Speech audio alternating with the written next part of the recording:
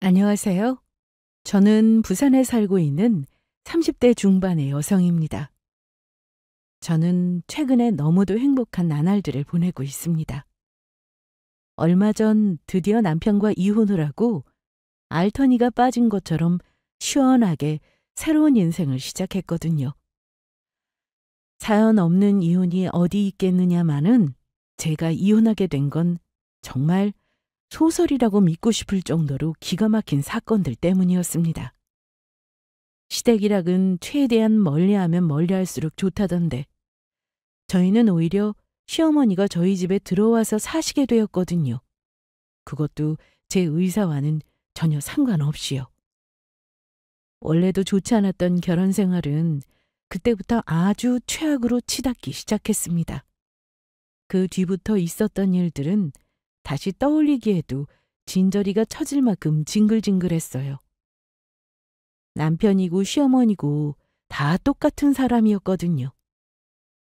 인연이라고 생각했던 사람과 살아보니 사실은 인연은커녕 치가 떨리는 악연이었다는 걸 저는 이혼을 결심하기 직전에야 깨달을 수 있었죠.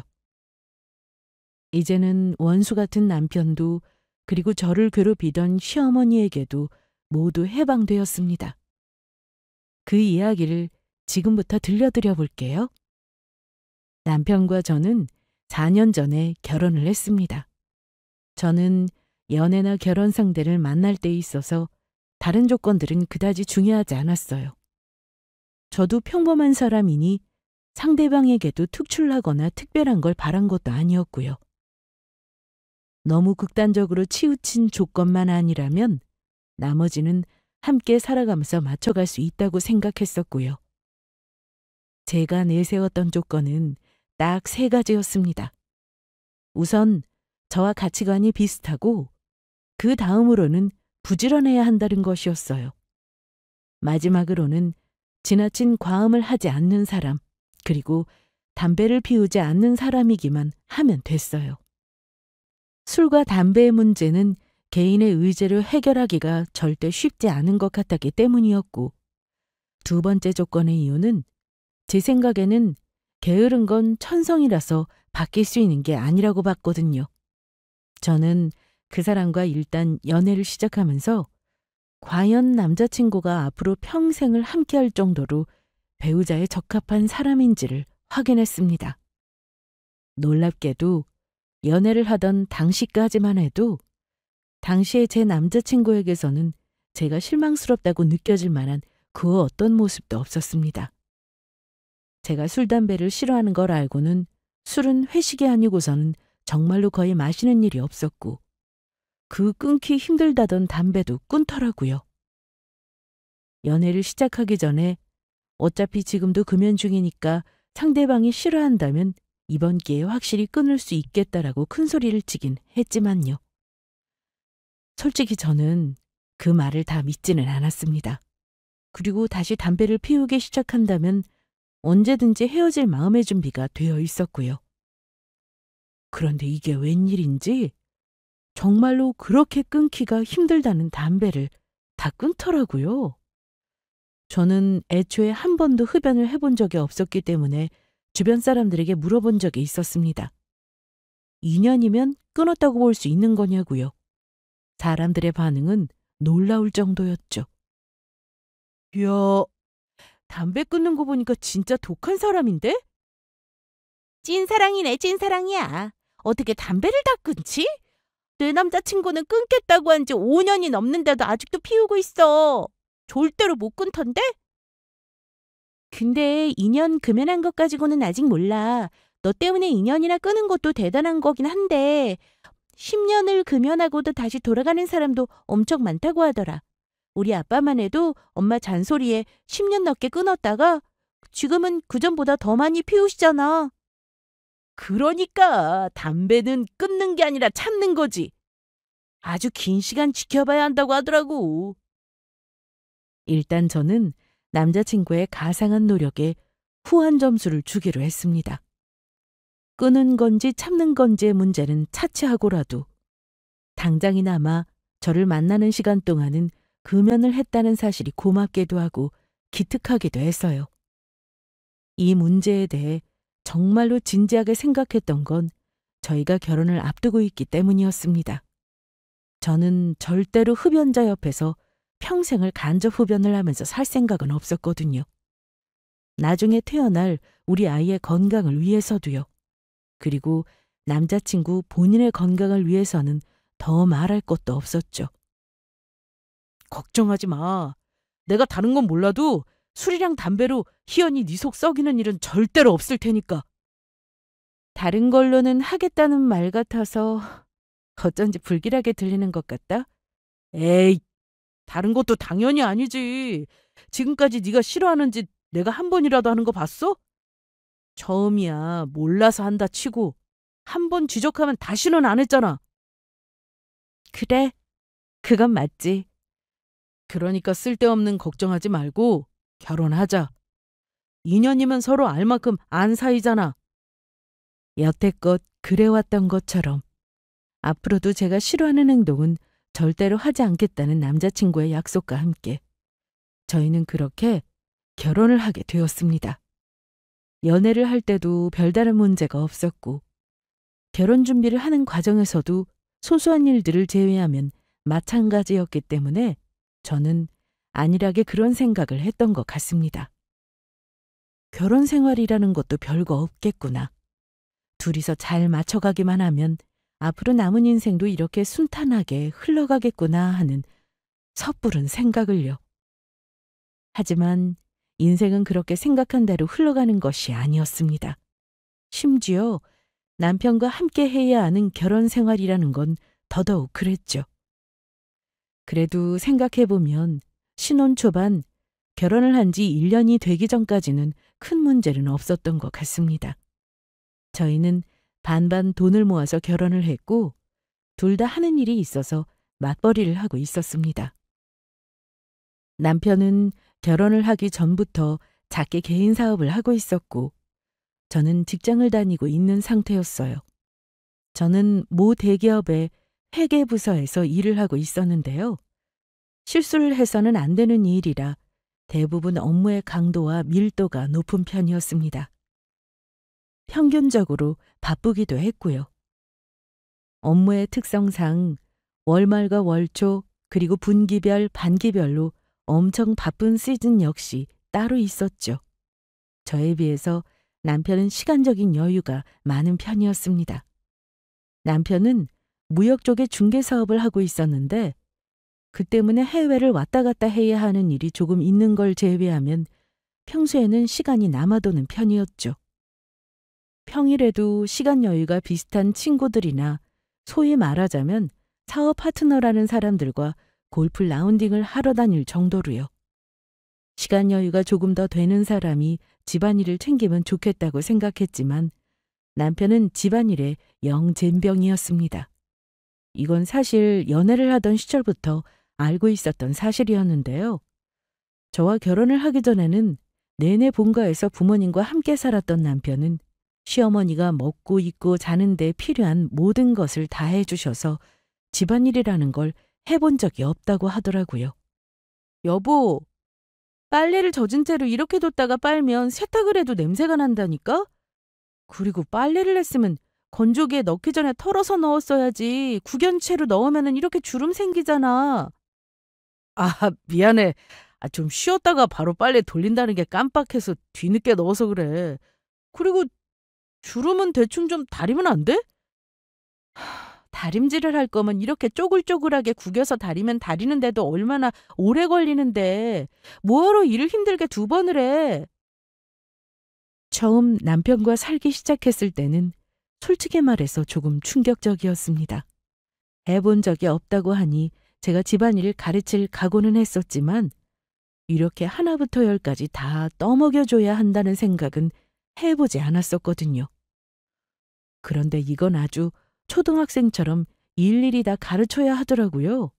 심지어 불만이 많은 초등학생이었죠. 아우, 뭐가 이렇게 복잡하고 할 게 많아. 나는 이런 건 못하겠어 정말. 자잘하게 챙기고 신경 쓰는 건 영 체질에 안 맞아. 누구는 체질이라서 해? 처음부터 다 잘하는 사람이 어디 있어. 나도 취업해서 자취 시작하면서 배운 거야. 그러니까 당신도 귀뚱으로만 듣지 말고 좀 열심히 들을 생각을 해봐. 제가 가르치면 하기는 하는데 제 마음에 들었던 적은 단 한 번도 없었습니다. 청소면 청소, 빨래면 빨래, 설거지면 설거지. 그 어느 것도 한 번만에 제대로 일을 끝내는 적이 없었고요. 남의 집도 아니고 우리가 같이 사는 집에 관한 일인데 마치 집안일을 남의 일이라고 생각하는 것 같더라고요. 그게 본인 일이라고 생각을 했다면 저렇게 엉망으로 하지는 않았을 것 같았거든요. 심지어 처음에는 열심히 하는 척이라도 하더니 나중에는 제가 시키지 않으면 눈앞에 쓰레기가 굴러다녀도 한 번 주워서 쓰레기통에 넣는 법이 없었습니다. 보다 못해 제가 시키면 그나마도 미루기 일쑤였고요.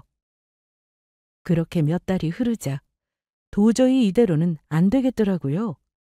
같은 말을 몇백 번씩 하고 있는 저도 지쳐가고 있었고 야근을 하고 돌아오면 엉망이 되어 있는 집안꼴에 짜증부터 치밀었고요. 결국 저희는 타협을 보게 되었습니다. 매주 한 번 평일 중에 하루를 집안일을 도와주시는 도우미 아주머니를 부르기로요. 역시 전문가는 다르더라고요. 주중에 딱 한 번만 와주셔도 거의 4, 5일 정도는 집이 깨끗했습니다.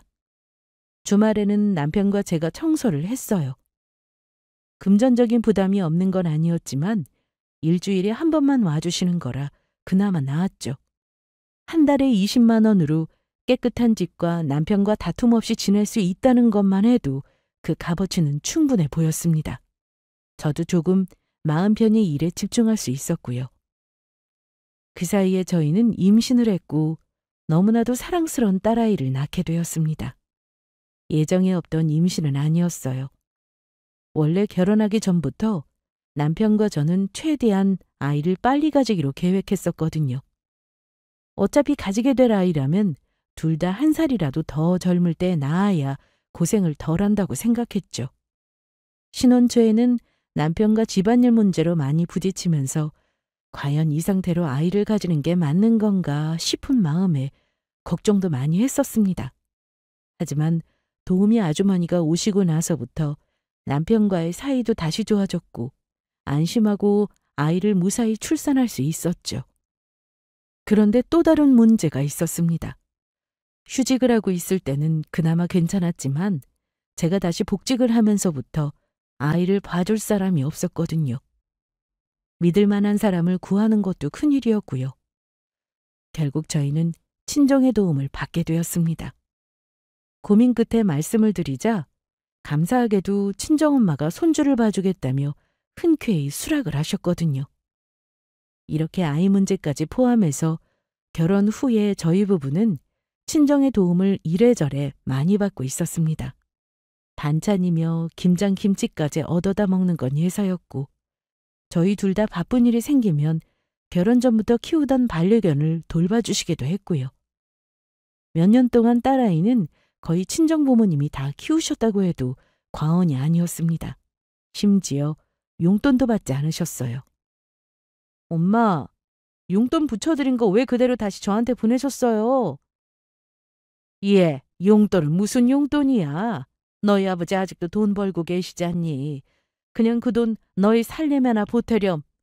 아이 참, 그게 어디 그냥 드리는 돈이에요? 나연이 돌보느라 엄마 아빠 고생하시니까 드리는 건데 그냥 받으세요. 그래야 저희도 마음이 편하죠. 아이고 됐네요. 고마움은 나중에 밥이나 한번 사. 오랜만에 얼굴도 보고 다 같이 외식이나 하자. 저번에 보내준 돈은 모아뒀다가 나연이 장난감이랑 옷 사입히는 데 썼어.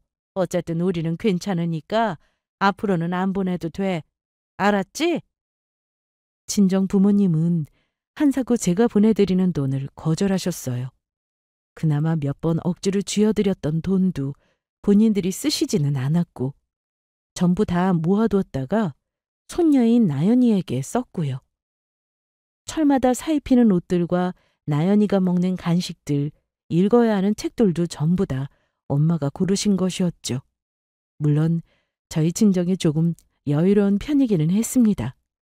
하지만 그렇다고 해도 그 연세에 애를 봐주시는 게 절대 쉬운 일은 아니잖아요. 요즘은 아무리 돈을 많이 들인다고 해도 절대로 손주는 안 보겠다고 하시는 분들도 많으시고요.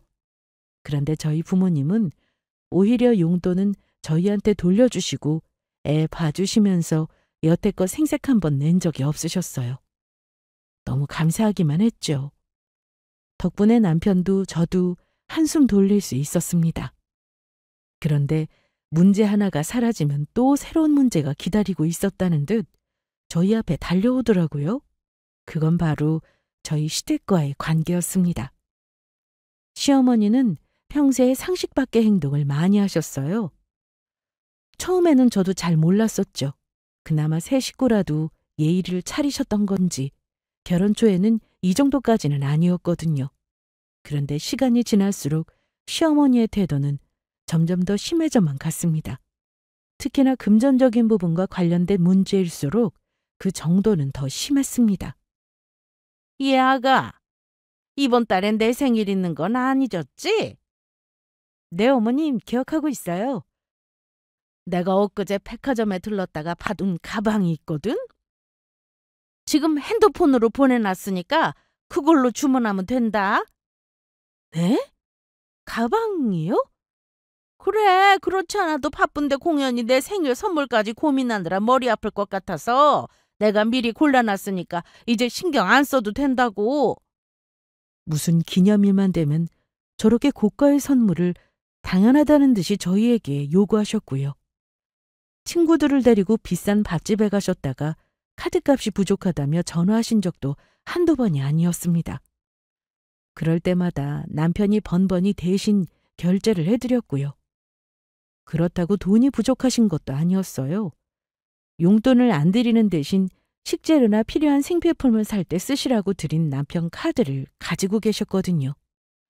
조금 오래되긴 했어도 본인 명의의 아파트에서 사시고 돌아가신 시아버지가 남기고 가신 재산이면 조금 아껴 쓰기만 하면 적당히 여생을 마치실 때까지 사시는데 어려움이 전혀 없는 정도였습니다. 그런데도 혼자 계시는 시어머니가 혹시나 돈 아낀다며 드시고 싶은 걸 못 드실까봐 남편이 드린 카드였어요. 심지어 그 카드 결제 대금은 남편의 용돈이 아니라 저희 공동 생활비에서 나갔고요. 저희 부모님께는 드린 적도 없는 카드였죠. 양가에 똑같이 반반을 하기로 했는데 카드는 왜 시어머니께만 드리는지. 말을 하기 시작하자면 끝도 없을 문제였지만 저는 그냥 그 부분은 참고 넘어가기로 했습니다. 저도 그러라고 했고요. 시어머니는 아니지만 우리 부모님은 여유가 있으시니까. 언제나 그게 핑계였죠. 남편과 제가 사는 곳에서는 저희 친정 부모님이 사시는 곳보다 시댁이 훨씬 더 가까웠습니다. 시댁은 차로 10분도 안 걸리는 거의 바로 옆 동네였고 친정은 출퇴근 시간에는 저희 집에서 차로 1시간이 넘게 걸리는 곳이었거든요. 그래서 급한 일이 생기거나 둘 다 바쁜 일이 있으면 가끔씩 시어머니께 부탁할 때가 있었습니다. 딸아이를 잠시만 봐달라고요. 하지만 그때마다 시어머니는 잊었던 약속이 있었다. 지금 어디 가려던 길이었다 등등의 말씀을 하시면서 한 번도 나연이를 봐준 적이 없으셨어요. 딱 한 번 정말로 저희 부부에게 급한 일이 생겼던 적이 있었습니다. 남편도 해외 출장을 나가고 저도 회사에 문제가 생겨서 야근을 해야 했던 참이었죠. 평소 같았으면 친정 부모님께 부탁을 했겠지만 그날따라 하필 두 분도 저 멀리 여행을 떠나신 상태였어요. 저는 하는 수 없이 시어머니께 전화를 드렸습니다. 어머니, 정말 죄송한데요. 내일 하루만 나연이 좀 봐주시면 안 될까요? 오전에 어린이집에 보내는 건 제가 할 테니 오후에 돌아올 때쯤 데리러 가시면 되세요. 야근 끝나면 아마 10시쯤 될 것 같은데. 아유, 얘. 내가 나연이를 어떻게 보니? 애가 뭘 좋아하는지 싫어하는지도 모르는데. 그냥 저녁만 좀 챙겨 먹이고 TV 틀어주시면 혼자 알아서 만화 영화나 책 보면서 놀 거예요. 특별히 보채거나 하지도 않고요. 너무 급해서 그래요, 어머님. 어두 참. 이렇게 대책 없이 애를 맡기면 어떡하니? 일단 알았다. 네, 어머님. 정말 감사해요. 그럼 어머님만 믿을게요. 시어머니께 나연이를 맡긴 건 정말 그게 처음이자 마지막이었습니다. 그게 마지막이 되었던 이유는 딱 한 가지였어요. 그 일이 있은 뒤로 시어머니가 그날 나연이를 업느라 허리가 상했는지 너무 아프다고 하셨거든요. 애 말을 들어보면 몇 번 없지도 않았다고 하던데. 어쩐지 애 때문에 아프다고 하시니 저도 걱정이 되어서 어머님을 모시고 근처 정형외과에 갔었죠. 그런데 사진도 찍어보고 하라는 검사는 다 했지만 별다른 문제는 없다고 하더라고요. 그냥 나이가 드셔서 골다공증 증세가 조금 있고 한 것뿐이라면서요. 어머님, 이제 좀 괜찮으세요? 괜찮기는. 이게 괜찮아 보이니? 지금 허리도 제대로 못 펴겠는데. 아이고, 나리 허리야. 아우. 병원에서는 이상이 없다고 하는데 아니면 다른 병원에라도 좀 가보시겠어요? 됐고, 내일 한의원이나 좀 들러야겠다. 평소에 내가 잘 아는 유명한 데가 있어. 거기 원장한테 보이면 이런 건 금방일 거야. 아, 그래요? 그러면 내일 한의원에 꼭 가보세요. 아이고, 허리야. 근데 거기 좀 비싸. 시설도 새로 지어서 좋고 원장이 저기 뭐냐 서울에서 교수하다가 온 사람이라더라. 결국은 돈을 달라는 말씀이셨죠. 그래도 어쩌겠어요. 아프다고 하시는데 한의원이든 정형외과든 가고 싶다는 대로 가시라고 해야죠. 저는 제 카드를 따로 드렸어요. 어머님, 이건 제 카드인데 일단 그럼 이걸로 한의원 다녀오세요. 그래? 알았다. 내일 일단 다녀와서 얘기하마. 기존에 어머님이 가지고 계시는 남편 카드가 아니라 제 카드를 따로 드렸던 이유는 제 카드가 병원비 할인이 되는 카드였기 때문이었어요. 포인트도 많이 쌓이는 카드였고요. 그런데 그렇게 한 푼이라도 더 아껴보려고 어머니께 카드를 드렸던 게 문제가 될 줄은 그때는 몰랐죠. 나중에 카드 청구서가 날아오고 나서 저는 기절을 할 뻔했습니다. 카드를 드리고는 저도 바빠서 다시 가지러 갈 수가 없었는데 그 사이에 2달이나 계속 그걸 사용하셨더라고요. 한의원, 정형외과, 약국을 아주 골고루 다니시면서요. 나중에는 허리 다치신 것과는 상관도 없는 내과며 이비인후과, 심지어 병원 가는 길에 택시를 타신 것까지 제 카드로 결제를 하셨더라고요. 기가 막혔죠. 그 뒤로 저는 다시는 시어머니께 아이를 맡기지 않았습니다. 거기다 생색은 또 얼마나 내시는지. 무슨 일만 있으면 그때 나연이를 하루 봐주신 걸로 몇 주가 넘게 이야기를 하시더라고요. 저희 엄마는 벌써 몇 년째 애를 봐주고 계신데 말입니다. 거기다 이 와중에 남편마저도 점점 다른 사람이 되어가고 있었어요. 결혼 전에는 안 그랬던 사람이 결혼 후에 너무 게을러지더라고요. 틈만 나면 누워있으려고 하고 예전에는 계절마다 새로 시작하는 운동들이 있었는데 이제는 운동을 나가는 걸 본 게 언제인지 까마득할 정도였어요. 매일 보는 모습이라고는 퇴근하거나 주말에 하루 종일 누워서 자거나 TV를 보고 있는 모습뿐이었어요. 너무 실망스럽더라고요. 원래 저런 사람이었는데 숨기고 있었던 건지 아니면 이제 와서 갑자기 저러는 건지도 혼란스러웠고요. 심지어 실망스러운 모습은 거기서 끝이 아니었습니다. 당신 요즘 담배 피우는 거야? 아니야, 내가 무슨 담배를 피운다고 그래. 생사람 잡지 마. 근데 요새 당신 옷에서 왜 이렇게 담배 냄새가 나지? 어디 갔다 왔어? 요즘 접대한다고 많이 다니잖아. 어제간 술집에서도 옆자리에 담배 피우는 사람들이 많더라고. 제가 코가 엄청 예민한 편이거든요.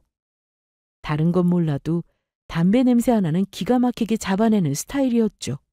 그런데 부쩍 몇 달 전부터 남편이 벗어둔 옷에서 담배 냄새가 심하게 나기 시작하더라고요. 처음에는 저도 밖에서 묻어온 냄새인가 싶어서 넘어갔지만 그게 몇 달이나 반복되자 물어보지 않을 수가 없었습니다. 하지만 오히려 남편은 자기를 의심하는 거냐며 펄쩍 뛰더라고요. 하도 격렬하게 아니라고 하면서 오히려 저를 의심하는 사람으로 몰아가길래 저는 그런가 보다 하고 넘어갔습니다. 하지만 그 질문을 한 지 일주일도 채 되지 않아서 남편은 저에게 담배를 피우고 있는 현장을 들키고야 말았습니다. 당신 지금 뭐 하는 거야? 여보, 갑자기 왜 나왔어? 주차장에 잠깐 다녀온다던 사람이 하도 안 오길래 아파트에 쓰레기를 버리러 나가면서 사람도 찾을 겸 나갔었거든요. 그런데 웬걸 거기서 떡하니 줄담배를 피우고 있더라고요. 그것도 저한테 들킬까봐 나무젓가락에 담배를 끼워서요. 진짜 기가 막혔습니다. 담배 안 피운다며? 생사람 잡지 말라고 하지 않았어? 미안해. 대체 언제부터야? 그렇게 힘들게 끊어놓고 이제 와서 다시 담배를 피운다고? 요즘 일이 너무 힘들어서 그랬어. 진짜 미안해. 내가 오죽했으면 그랬겠어. 그걸 지금 핑계라고 대는 거야? 조금만 피우다가 다시 끊으려고 했어. 진짜야. 요즘 사업이 잘 안 되는지 일이 많아진 건지 부쩍 한숨을 쉬는 일이 많아졌다는 건 저도 알고 있었습니다. 하지만 그게 절대로 다시 담배를 시작한 이유가 되는 건 아니었어요. 더군다나 집에는 저뿐만 아니라 아이까지도 있었고요. 저는 당장 끊으라고 말했고 남편은 알겠다고 대답했습니다. 하지만 그 뒤로도 간간히 냄새는 나더라고요. 그때마다 이 사달은 똑같이 벌어졌죠. 남편은 담배만 다시 시작한 게 아니라 술도 많이 마시고 있었습니다.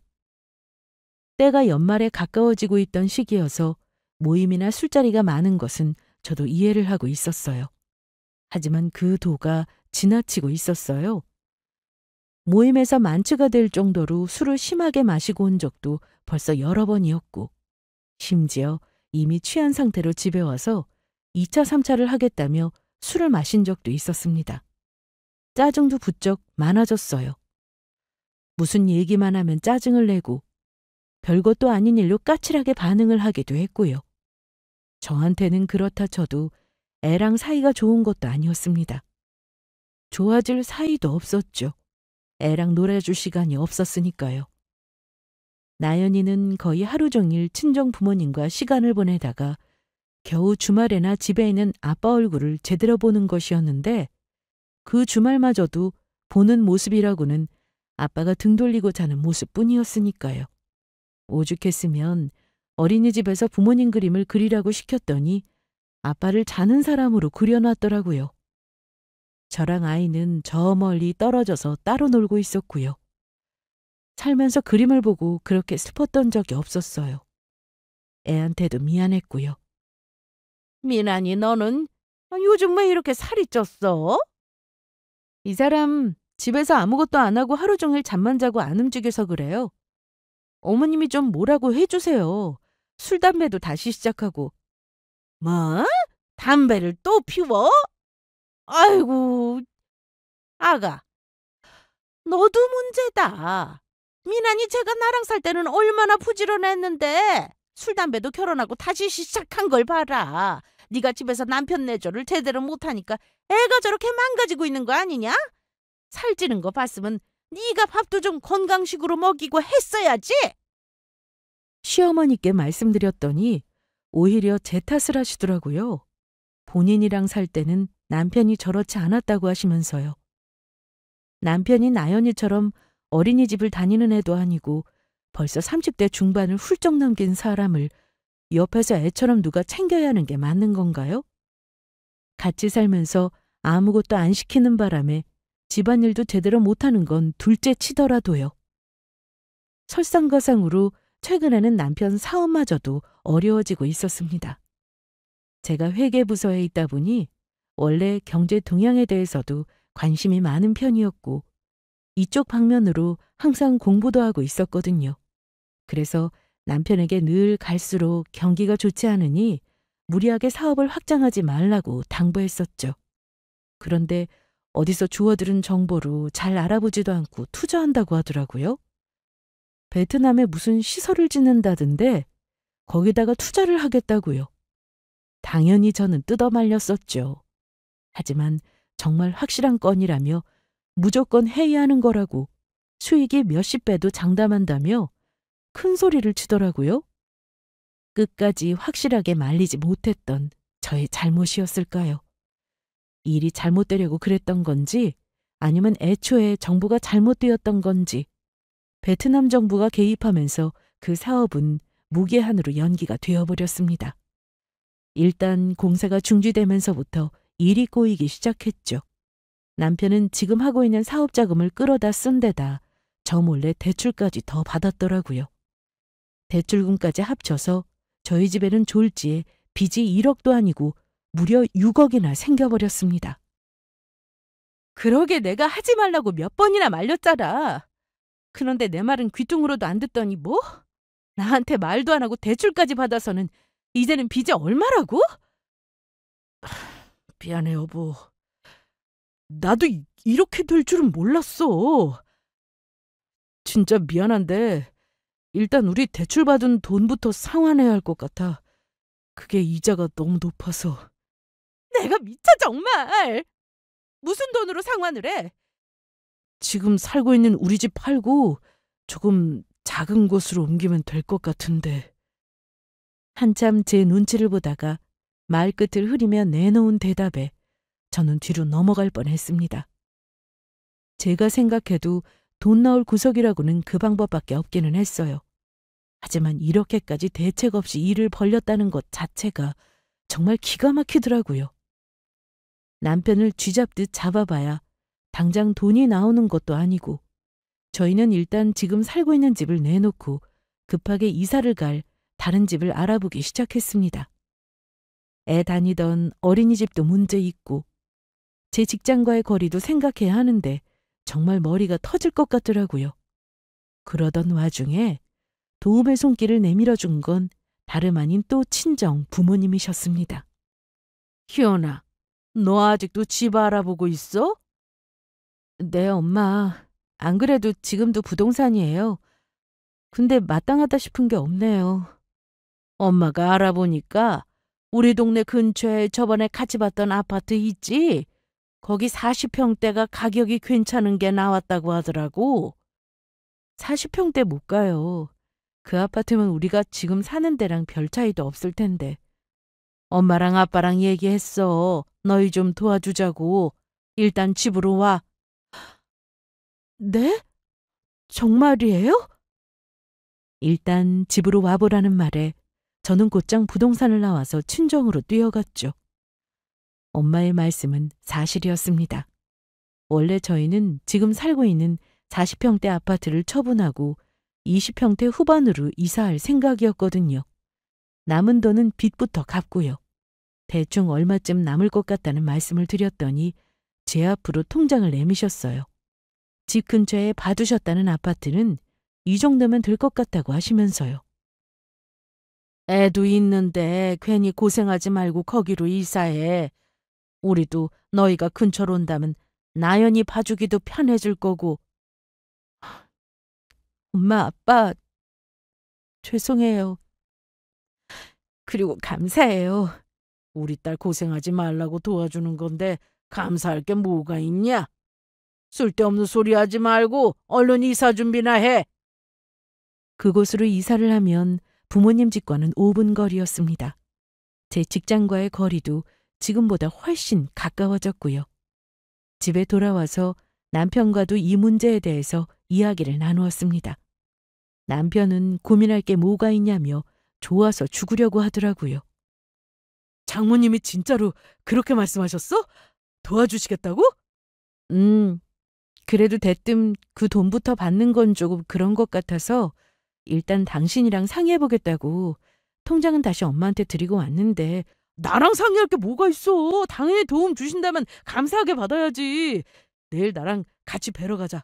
아니지. 지금 당장 전화부터 드려야겠다. 남편은 콧노래를 부르면서 생전 저희 엄마에게 안 하던 전화를 다 하겠다며 방으로 뛰어들어가더라고요. 이 돈을 받는 게 맞나 싶기는 했는데 그냥 엄마 아빠 말씀대로 두 눈 질끈 감고 감사하게 받기로 했습니다. 사실 그동안 이사갈 집을 알아보러 다니느라 너무 힘들었었거든요. 살림을 늘리기는 쉬워도 줄이기는 어려운 법인데 40평대에 살다가 20평대로 이사를 가자니 마음에 드는 집도 없었고요. 그러던 차에 도와주시겠다는 말씀은 가뭄의 단비 같은 소리였습니다. 저희 세 식구는 그렇게 이사를 했어요.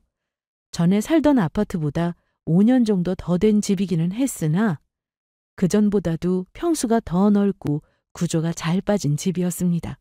거기다 대충이나마 인테리어를 손보고 들어왔더니 너무 좋더라고요. 나연이는 복잡한 어른들의 사정은 아무것도 모른 채 그저 새 집으로 이사를 왔다면 좋아했고요. 엄마 아빠가 나연이를 더 길게 봐주실 수도 있다는 것도 너무 큰 장점 중에 하나였죠. 새로 이사를 했으니 이곳에서는 부디 좋은 일만 생기기를 바랐습니다. 남편도 앞으로 더 이상은 사업하면서 일을 벌이지 않겠다고 약속했고요. 그런데 거기서 또 다른 사달이 생길 줄은 미처 상상도 하지 못했습니다. 사달의 원인은 바로 저희 시어머니였어요. 세상에, 집이 대거리구나. 어쩜 이렇게 좋아? 여기가 몇 평이라고? 예전 집보다 5평 정도 더 넓은데 훨씬 넓어 보이죠. 여기가 구조가 더 잘 나와서 그래요. 그러게 말이다. 엄청 더 넓어진 것 같네. 이 인테리어도 싹 새로 하니까 집도 훨씬 밝아 보이고 좋구나. 이사를 하고 천천히 짐을 푸느라 아직 짐 정리도 덜 된 상태였는데 시어머니가 집들이를 오시겠다며 몇 번을 말씀하시더라고요. 결국 짐은 대충 팬트리에 쑤셔박아 두고 저희는 그 다음 주 주말에 집들이부터 먼저 시작했습니다. 원래는 그 주 주말 동안 친정엄마가 짐 정리를 도와주러 오실 예정이었거든요. 그런데 덕분에 엄마가 오히려 못 오시게 됐고요. 하여튼 참 도움이 안 되신다 싶었어요. 그래도 티는 내지 않았습니다. 기왕 오시는 거니 다들 오늘 하루 이사한 집에서 기분 좋게 보냈으면 좋겠다 싶어서 요리도 몇 가지 만들어냈습니다. 특히나 시어머니가 좋아하시는 생선찜에 전복 버터구이, 갈비찜은 드시고 남은 건 가져가실 수도 있게 넉넉하게 만들었고요. 시어머니는 집이 마음에 드셨는지 연신 이방저방을 돌아다니시며 구경을 하시고 감탄사를 내뱉으셨어요. 문이란 문은 다 열어젖히면서요. 그런데 식사를 다 끝내고 후식도 먹고 심지어 10시가 넘었는데도 가실 생각을 안 하시더라고요. 저는 남편에게 눈치를 보냈습니다. 저희도 이제 좀 쉬어야 했으니까요. 어머니, 더 늦기 전에 제가 모셔다 드릴게요. 벌써 시간이 10시네요. 벌써 시간이 그렇게 됐니? 좋은 집 구경하다 보니까 한밤중이 된 것도 몰랐구나. 그런데 나 여기서 하루 자고 내일 가련다. 네? 주무시고 가시겠다고요? 그래, 너무 피곤해서 못 가겠어. 지금 출발해서 언제 도착해? 오늘은 여기서 자고 내일 일어나서 가야겠다. 피곤해서 여기서 주무셔야겠다고 하시더라고요. 속으로 한숨이 나왔지만 저는 그러시라고 대답했습니다. 그리고 작은 방 하나를 치워서 이부자리를 펴드렸죠. 저희도 사두고 쓰지도 않았었던 푹신한 새 이불로요. 그런데 하루가 이틀이 되고 사흘이 되고 나중에는 눈 깜짝할 사이에 일주일이 지나갔습니다. 처음에는 다음 날 간다고 하시더니 그 다음에는 며칠만 더 지내다 가겠다고 하시더라고요. 저는 더 실랑이 할 기운도 없어서 그냥 그러시라고 했었죠. 계시면서 짐 정리라도 좀 도와주실 건가 싶기도 했고요. 그런데 짐 정리는커녕 오히려 계시면서 온갖 살림에 다 간섭을 하시더라고요. 그냥 감시하는 직장 상사만 하나 더 늘어난 셈이었습니다. 저는 어쨌거나 회사를 다녀야 했으니 퇴근하고 나서 남는 1~2시간 정도를 이용해서 천천히 치울 수밖에 없었거든요. 그런데 사정을 뻔히 아시면서 왜 빨리 집 정리를 안 하냐고 닥달을 하시더라고요. 저는 견디다 못해 남편을 안방으로 조용히 불렀습니다. 어머님 여기 언제까지 계시는 거야? 당신이 어머님 좀 집에 모셔다 드려 빨리. 아이, 큰 집에 처음 사는 거라 좋아서 저러시는데 며칠만 더 있게 해드리자. 어머니도 오랜만에 손주도 보고 좋아하시잖아. 그 좋아하시는 손녀딸은 계속 우리 엄마가 봐주고 계시는데 무슨 소리야. 그럴 거면 우리 퇴근하고 나서가 아니라 어머님도 낮 시간 동안 나연이를 봐주셔야지. 나도 이제 슬쩍 이제는 집에 돌아가시라고 말씀드렸지. 그런데 여기가 너무 좋다고 계속 혼잣말로 그러시더라고. 그냥 당신이 며칠만 더 참으면 안 될까? 남편은 자기가 말씀을 못 드리겠다며 정하려거든 저보고 하라며 오히려 저를 설득하더라고요. 시어머니는 세상 안쓰러운 분이고 고생하는 와이프는 눈에 보이지도 않는 것 같았죠. 정말 짜증이 치밀어 오르더라고요. 하는 수 없이 또 일주일만 더 계시기로 했습니다. 남편과는 이번이 정말 마지막이라고 약속했고요. 저는 속는 셈 치고 한 번만 더 믿어보기로 했습니다. 하지만 그 연장된 기간 동안에도 시어머니의 잔소리와 간섭은 끝이 없었습니다. 아주 그동안 못했던 시집살이를 한 번에 다 몰아서 당하는 느낌이었어요. 아가, 이걸 지금 저녁이라고 차린 거냐?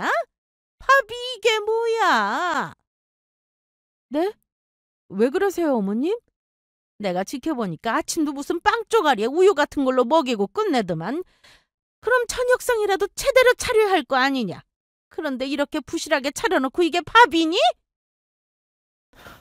어머님, 저희 원래 아침은 토스트에 우유로 먹어요. 나연 아빠는 다이어트 해야 해서 일부러 최대한 부담 없는 음식으로 간단하게 차린 거고요. 시어머니가 지적하는 건 저녁상에 국과 고기가 없다는 것이었습니다. 남편은 원래 국이랑 고기가 없으면 밥을 안 먹는 사람이었거든요. 하지만 국은 건강검진에서 염분이 많다고 싱겁게 먹으라는 의사 권유 때문에 제외한 것이었고, 고기 반찬은 일주일에 사흘만 내는 메뉴였어요. 어차피 점심때도 저 사람은 나가서 제육볶음이니 삼겹살이니 하는 것들을 잔뜩 먹고 들어왔을 테고요. 그런데도 시어머니는 집에서 남편이 좋아하는 메뉴가 하나도 없다며 타박을 하시는 거였어요. 다이어트고 뭐고! 집구석에서 이런 밥이나 먹고 있으니까 힘이 안 나지. 참말 말고 아까 보니까 냉동실에 고기 있던데 얼른 꺼내서 구워라. 역시 내 마음 잘하는 건 우리 어머니밖에 없다니까. 이거 묵무침은 어머니가 하신 거 아니에요? 너무 맛있는데? 맛있어? 내가 내일도 또 해주마. 가만히 있어봐. 내일은 내가 아예 마트를 다녀와야겠다. 오랜만에 어머니 밥 먹으니까 밥 같은 밥 먹는 것 같아서 좋네요. 오늘은 2공기 먹어야겠어요. 저 대화를 듣고 있는데 진짜 어이가 없어서 할 말이 없더라고요. 저는 아예 병풍이라고 생각하는 건지 시어머니는 저에게 하늘 같은 남편 밥을 부실하게 차렸다면 난리고, 남편은 등신처럼 거기서 눈치도 없이 맞장구를 치고 있었습니다. 아주 두 사람이 주거니 받거니 제 욕까지 하면서요. 속이 뒤집어질 것 같았지만 저는 그냥 방으로 들어가 버렸습니다. 이것도 며칠만 더 있으면 끝이겠거니 싶어서 그냥 며칠만 더 참고 치워버리자 싶었죠. 사실은 회사에서 하루 종일 길을 다 빨리고 와서 집에 와서 누군가와 다툴 기력이 없었다는 게 더 정확했고요. 그리고 약속했던 일주일의 마지막이 또 다가오고 있었습니다. 여기는 밖에 나가면 공원도 바로 앞이고 집도 따뜻해서 참 좋구나.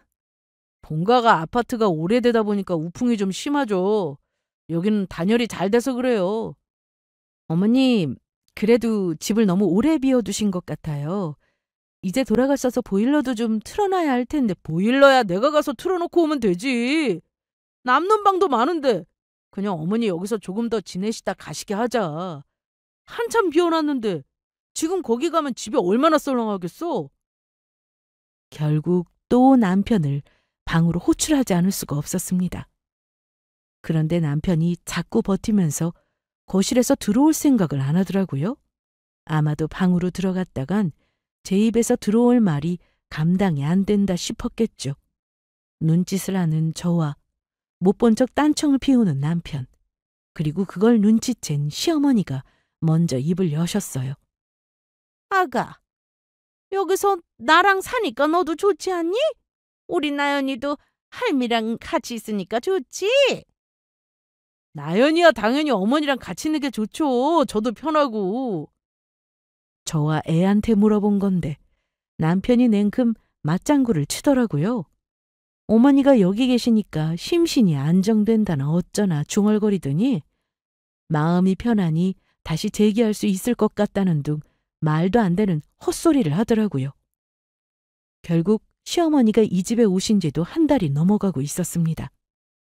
남편이 저렇게 말하는 데는 다 이유가 있었어요.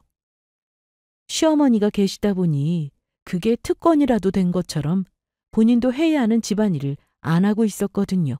왜 안 했냐고 물어보면 나중에 한다고 미루고, 그걸 들은 시어머니는 또 남편 시킬 생각하지 말고 그 시간에 손발은 제가 하라며 한 소리를 하시더라고요.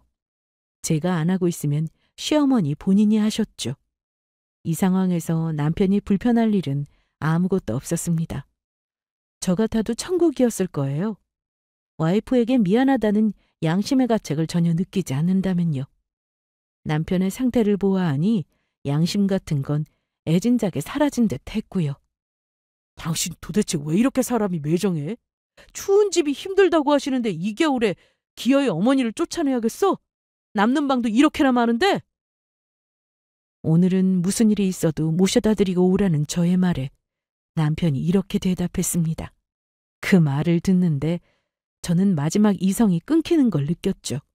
사실 이런 답변이 돌아올 거라고 짐작하고 있었습니다. 마음의 준비를 한 지도 오래전이었죠. 그냥 확답이 듣고 싶었을 뿐이었고요. 그래.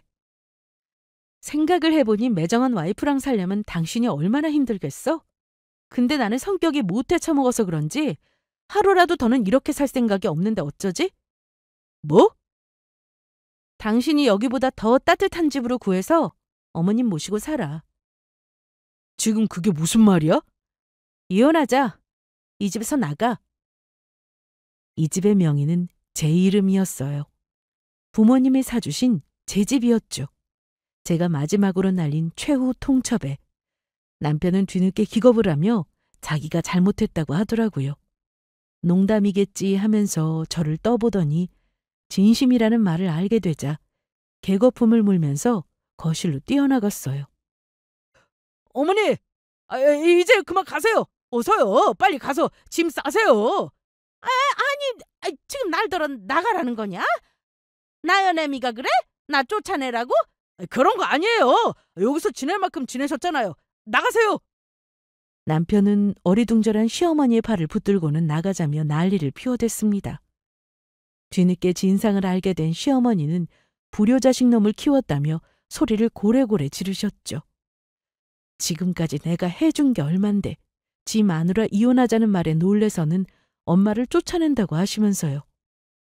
이제 와서 버리고 있는 그 촌극을 저는 가라앉은 눈으로 모두 지켜보고 있었습니다.